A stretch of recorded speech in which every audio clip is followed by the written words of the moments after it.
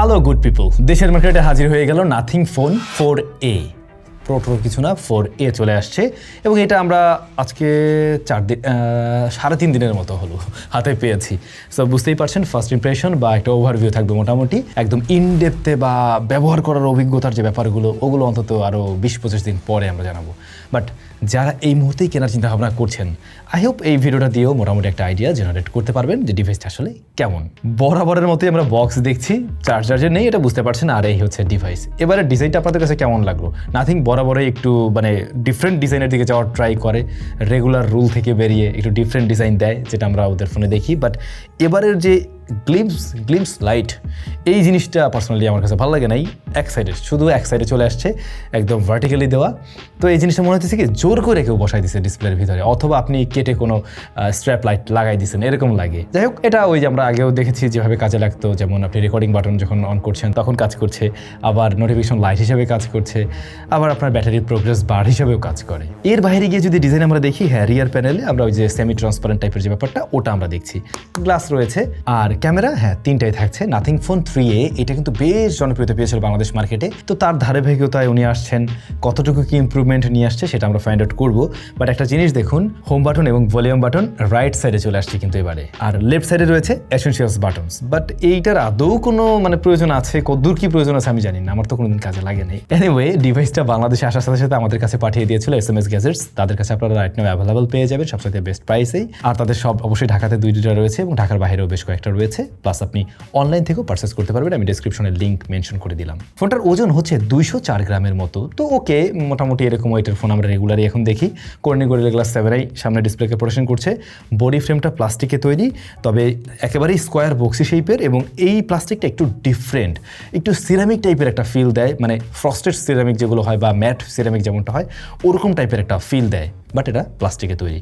ফোনটা এখনকার দিনে দাঁড়িয়ে আপনার কাছে একটু মোটা লাগতে পারে, একটু বাল্কি ফিল দিলেও দিতে পারে। আর একেবারে টোটালি স্কোয়ারি হওয়াতে হাতে নিলে পরে আপনার একটু হাতে লাগবে, ওই ফিলটা আছে। আর সেই সাথে যদি আবার ওদের কাভারটা ব্যবহার করেন তখন মোটামুটি বেশ ভালোই মোটা মনে হয়, যেটা আমার কাছে আর কি ভালো লাগে না। আর একটু স্লিম করলে মনে হয় ভালোই হতো। প্রিভিয়াস জেনারেশনগুলোতে যেমন দেখছেন না, ওরকমই। আচ্ছা, এবার যদি আসি ডিসপ্লেতে, 6.78 ইঞ্চের যে প্যানেলটা রয়েছে এটা মূলত একটা অ্যামোলেড প্যানেল, 120 হার্টজ পর্যন্ত হাই রিফ্রেশ রেট দিতে পারে এবং 2160 হার্টজ হচ্ছে PWM ডিমিং। HDR10+ এর সাপোর্ট রয়েছে ডিসপ্লেটাতে। HBM এর ক্ষেত্রে অলমোস্ট 1600 নিটসের মতো আপনারা পাবেন, বাট পিকে গেলে পরে এটা 4500 নিটস পর্যন্ত দিতে পারে। ওয়াইড ভাইন L1 এর সাপোর্ট রয়েছে, 1.5K রেজলিউশন রয়েছে। এবং ডিসপ্লের কালারের প্রসঙ্গে আসলে নাথিং এর ফোনগুলোতে আগেও আমরা দেখেছি কালারটা একেবারে ওই লেভেলের ভাইব্রেন্ট বা ওই লেভেলের পপ টপ টাইপের হয় না, একটু ফ্ল্যাট একটা ব্যাপার আছে। ওই জিনিসটা হয়তো আপনি এখানে পাবেন।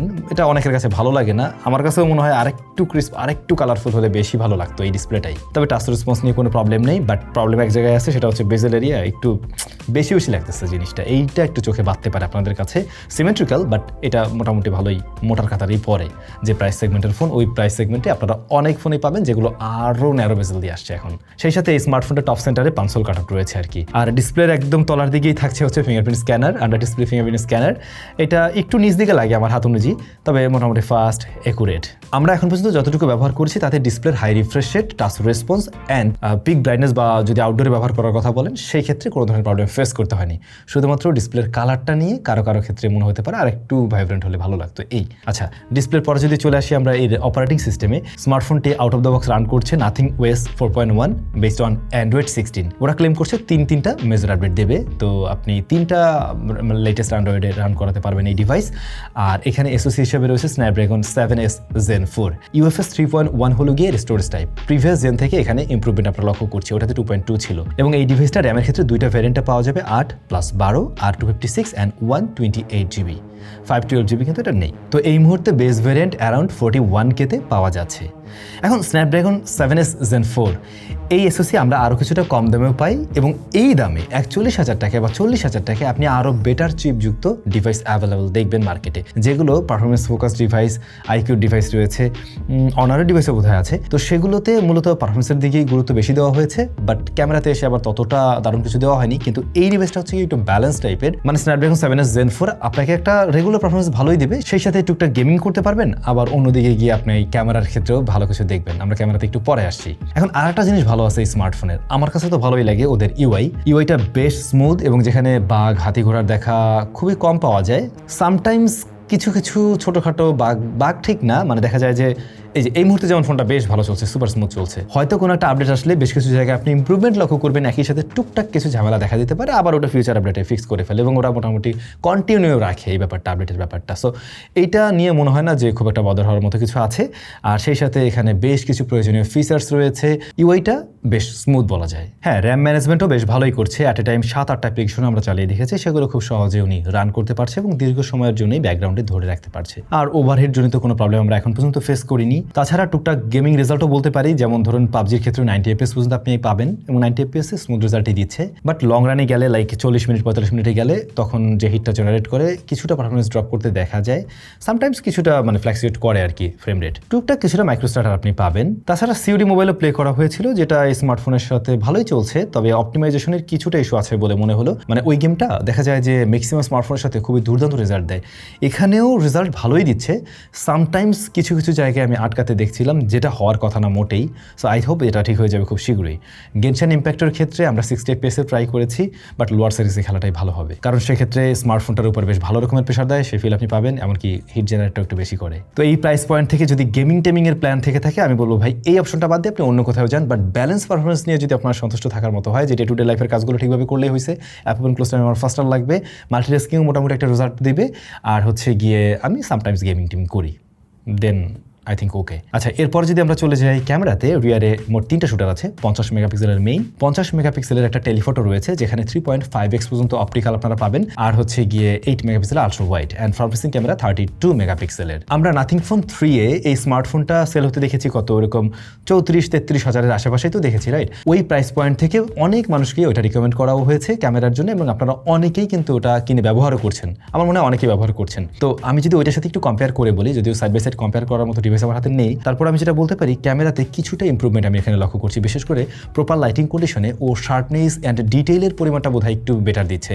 মানে ছবিতে টেক্সচারের পরিমাণটা আপনি একটু বেটার লক্ষ্য করবেন, মোস্ট অফ দ্য টাইমে আপনি ক্লিকে লক্ষ্য করবেন ছবিগুলোতে ছোট ছোট মাইক্রো ডিটেলগুলো আরও বেটারভাবে প্রেজেন্ট করার ট্রাই করছে, বিশেষ করে ওই যে টেক্সচার এরিয়াগুলোতে। তাছাড়াও কালার রিপ্রোডাকশনটা আগের চাইতে বেটার হচ্ছে, যেখানে নাথিং ফোন 3 এর কালারটা একটু নিউট্রাল টাইপের ছিল, এইখানে এসে একটু ক্রিস্প, একটু ভাইব্রেন্ট করা হচ্ছে, না স্যাচুরেটেড না অবশ্যই, বাট একটু ভাইব্রেন্ট করা হচ্ছে। এখন এইটা আরও বেশি আপনার চোখে আই ক্যাচি লাগবে, দেখতে আরও বেশি ভালো লাগছে আর কি। লো লাইটের দিকে বেশ কিছুটা সফট করে, এমনকি একটু কনট্রাস্টের পরিমাণও বেড়ে যায় নাইট মোডের ক্ষেত্রেও, সেটা আমরা লক্ষ্য করেছি। তারপরেও এই স্মার্টফোন দিয়ে আমরা তো আরও অনেক ছবি তুলবো, তখন এই বিষয়ে আরও বিশদে আলোচনা করা যাবে। বাট ভালো লাগছে পোর্ট্রেট মোডে বেশ কয়েকটা ফোকাল লেন্থে আপনি ছবি তুলতে পারবেন, হাই ফোকাল লেন্থের ছবিগুলো দেখতে বেশ ভালো লাগছে।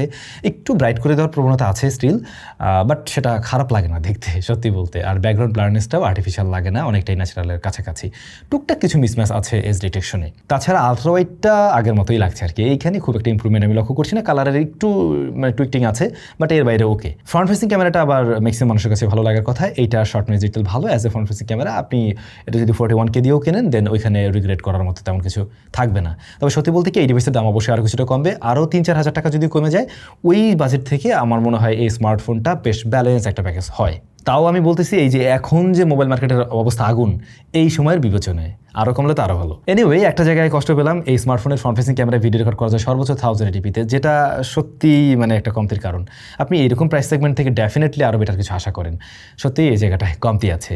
আর রিয়ার ক্যামেরায় ভিডিও শ্যুট করা যায় 4K 30 FPS, কিছুটা জিটারিং ইস্যু আছে। এর বাইরে যদি আপনার খুব ফাস্টার কিছু মানে মুভমেন্ট না করার প্রয়োজন পড়ে, তাহলে ভিডিও নিয়ে আমার মনে হয় না খুব একটা আপনি মানে আশাহত হবেন আর কি। বাট ফ্রন্ট ফেসিং ক্যামেরার ভিডিও নিয়ে আশা তো হবেন, এটুক শেয়ার। এখন ক্যামেরাটা নিয়ে মোটামুটি আমি আশাবাদী, এই স্মার্টফোনের দাম আরও 3-4 হাজার টাকা কমলে বেশ ভালো একটা জায়গায় থাকবে ক্যামেরার জন্য। এরপরে স্মার্টফোনটিতে স্টাইরিও স্পিকার রয়েছে, সাউন্ড কোয়ালিটি ভালো, লাউডনেসও ভালো, ডেপথও আমি ভালোই পেয়েছি, ক্লারিটির জায়গাও ঠিকঠাক আছে বলা যায়। মানে এই প্রাইস পয়েন্ট থেকে ওকে। হ্যাপটিক ফিডব্যাকটাও ওকে আছে, টাইটের দিকেই থাকে। 5080 mAh এর ব্যাটারি থাকছে ডিভাইসটাতে, অ্যান্ড 50 ওয়াটের চার্জিং সিস্টেম সাপোর্ট নেয়। আর অলরেডি আপনারা জানেন আসলে বক্সে কোনো চার্জার ওরা দেয়নি, সো চার্জার আলাদা করে কিনে নিতে হবে। অবশ্যই আপনারা নাথিংটা কিনতে পারেন, অথবা যদি থার্ড পার্টি কিনেন সেক্ষেত্রে QCY এর 67 ওয়াটের যে চার্জারটি রয়েছে ওটা কিনতে পারেন, ওটা তো পারফেক্টলি ওয়ার্ক করবে। আমি অলরেডি এটা আমার S26 আলট্রার সাথে ব্যবহার করছি, সো আই থিঙ্ক ওটা দিয়ে বেশ ভালোভাবে কাজ চলে যাবে। NFC-র ক্ষেত্রে কিন্তু আপনারা ইন্ডিয়ান ভ্যারিয়েন্টে পাচ্ছেন না, গ্লোবালিটা পাচ্ছেন আর কি, ওটা একটু মাথায় রাখতে পারেন। আর হচ্ছে এই ডিভাইসটা যে দামের ফোন, সেই জায়গা থেকে আমরা IP রেটিং বেটার আশা করি। 69K এগুলো তো এখন মানে অহরহ সবাইকে দিতে দেখি, ওইটাও আশা করছিলাম, ওই জিনিসও নেই।